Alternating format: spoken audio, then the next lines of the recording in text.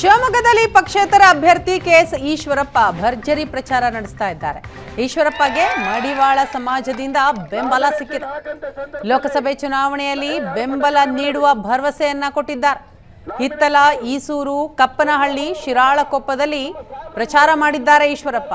ಶಿರಾಳಕೊಪ್ಪದ ಜನತೆ ನನಗೆ ಬೆಂಬಲ ನೀಡ್ತಾರೆ ಅಂತ ಈ ಸಂದರ್ಭದಲ್ಲಿ ಹೇಳಿದ್ರು. ಕಾಂಗ್ರೆಸ್ನಿಂದಲೂ ನನಗೆ ಬೆಂಬಲ ಸಿಕ್ಕಿದೆ ಅಂತ ಈಶ್ವರಪ್ಪ ಹೇಳ್ತಾರೆ. ಕಾರಣ ಅಂತ ನಿಮ್ಗೆಲ್ಲರೂ ಚೆನ್ನಾಗಿ ಗೊತ್ತು. ಇವತ್ತು ಕರ್ನಾಟಕದಲ್ಲಿ ಬಿಜೆಪಿ ಪಕ್ಷವನ್ನು ಏನ್ ನಡೀತಾ ಇದೆ ಕರ್ನಾಟಕ ರಾಜ್ಯದಲ್ಲಿ, ಒಂದ್ ಕಡೆ ಹೊಂದಾಣಿಕೆ ರಾಜಕಾರಣ, ಚುನಾವಣಾ ಪ್ರಚಾರಕ್ಕೆ ಭಾಷಣ ಮಾಡಕ್ಕೆ ಅವಕಾಶ ಕೊಡಲ್ಲಂತೆ.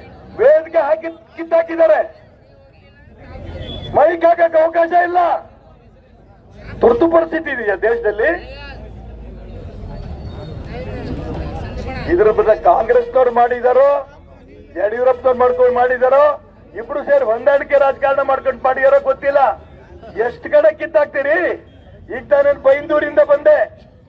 ಬೈಂದೂರಲ್ಲಿ ಬರ್ಬೇಕಾರೆ ಕೊಲ್ಲೂರು ಆ ತಾಯಿ ದೇವಸ್ಥಾನಕ್ಕೆ ಹೋಗಂತೆ, ಮೂಕಾಂಬಿಕಾ ದೇವಸ್ಥಾನಕ್ಕೆ. ಅಲ್ಲಿಂದ ಕೊಲ್ಲೂರಿಂದ ಬರ್ಬೇಕಾರೆ ಕೊಲ್ಲೂರಲ್ಲಿ ನೋಡ್ಬೇಕಿತ್ತು ನೀವು. ಇದರ 100 ಪಟ್ಟು ಜನ ಸೇರಿದ್ದಾರೆ. ಆ 100 ಪಟ್ಟು ಜನ ಹೇಳಿದ್ದಾರೆ, ನಾವು ಯಡಿಯೂರಪ್ಪನ ಮಗನ್ನ ಕಾಂಗ್ರೆಸ್ ಅಭ್ಯರ್ಥಿನ ಸೋಲಿಸಿ ನಿಮ್ಮನ್ನೇ ಗೆಲ್ಲಿಸ್ತೀವಿ ಅಂತ ಅಲ್ಲಿ ತೀರ್ಮಾನ ತಗೊಂಡಿದ್ದಾರೆ ಯುವಕರು.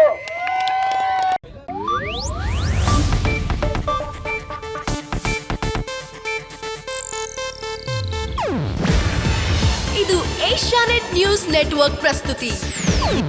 ನೀವು ನೋಡ್ತಿದ್ದೀರಾ ಏಷ್ಯಾನೆಟ್ ಸುವರ್ಣ ನ್ಯೂಸ್.